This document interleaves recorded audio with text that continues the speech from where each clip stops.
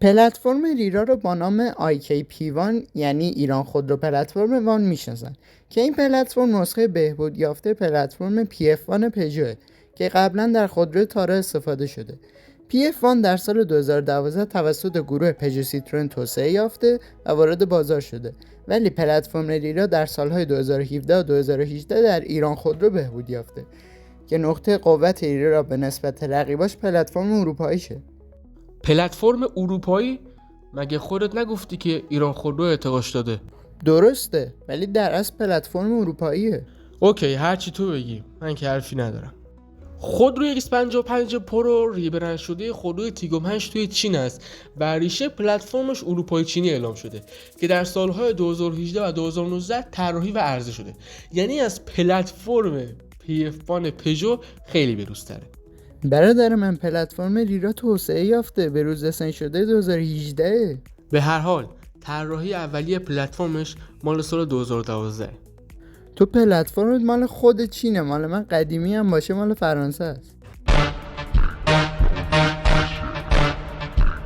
موتور ریرا همون EF7 که هممون میشناسیم که توربو شده، اما نه توربو روی دنا. نسبت به موتور دنا هم تغییر داشته و حسب بخار از دنا بیشتره، یعنی 160 اسب. گشتاورش هم شده 240 نیوتن متر.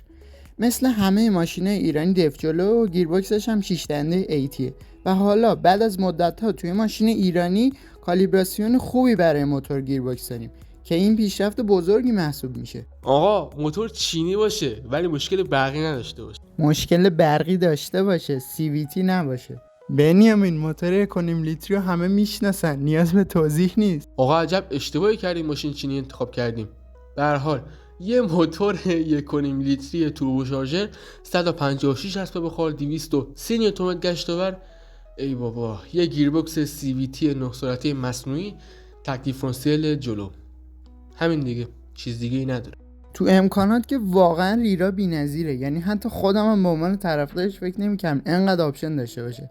فارغ از کروز کنترل و ESP و این چیزای رایج، دوربین 360، سنسور نقطه کور، سنسور پارک جلو، نمایشگر 12 اینچ، نورپردازی داخلی، سانروف، صندلی جلوی برقی و گرمکننددار، استارت دکمه‌ای، شارژر وایرلس و از همه مهمتر چیزی که لذت رانندگی رو بیشتر میکنه، پدل شیفتر. واقعا تا اونجایی که فکر میکنم به نسبت قیمتش چیزی کم نداره. در داخل X55 پرو آپشنای مثل کروز کنترل، محدود کننده سرعت، سنسور نوروباران، دوربین 360 درجه با خطوط پارک پویا داریم، هشدار بخار جلو داریم، نورپردازی داخل کابین داریم، تهویه اتوماتیک داریم، فرمان برقی داریم، سانروف و 6 تا بلنگو داریم. کابین X55 پرو تودوزی چرم داره و مثل ریرا نیست که پلاستیک خشک باشه و بی‌کیفیت. خب بالاخره هر ماشینی ایراداتی هم داره. آره داداش، مشکل برقی، مشکل مونتاژ، مشکل کابین، چقدر مشکل. حداقل اکسل عقبش مثل X55 پرو نیست، سالمه. حالا داستان اکسل چیه؟ اردیبهشت 1403 بود که یه دونه X55 پرو تو جاده قم کاشان اکسل عقبش میشکنه و ماشین چپ میکنه. اولش مدیران خودرو هیچی نمیگه، ولی وقتی گزارش‌های کارشناسا و پلیس میان معلوم میشه که مشکل از مونتاژ ماشین بوده و کد فنی اکسل عقب ماشین مشکل داشته. مدیران خودرو مجبور میشه فراخوان بده و اکسل عقب همه X55 پروها رو بررسی کنه و تو این مدت هم شماره گذاری ماشین متوقف میشه. ولی با بررسی X55 پروهای دست مردم و اصلاح خط تولید دوباره شماره گذاری این ماشین شروع میشه. ولی این اتفاق به قدری گنده بوده و سر و صدا میکنه که دید خیلی از مردم و ماشینای چینی، خصوصا ماشینای مدیران خودرو، عوض میشه و یه جورایی سابقه و ذهنیت مردم نسبت به ماشینای چینی و مدیران خودرو تا حدودی خدشه‌دار میشه. البته همونجور که خودت گفتی این مشکل دیگه حل شده، ولی دیگه بعد این اتفاق واقعا ماشین چینی خریدن قمار رو جونته.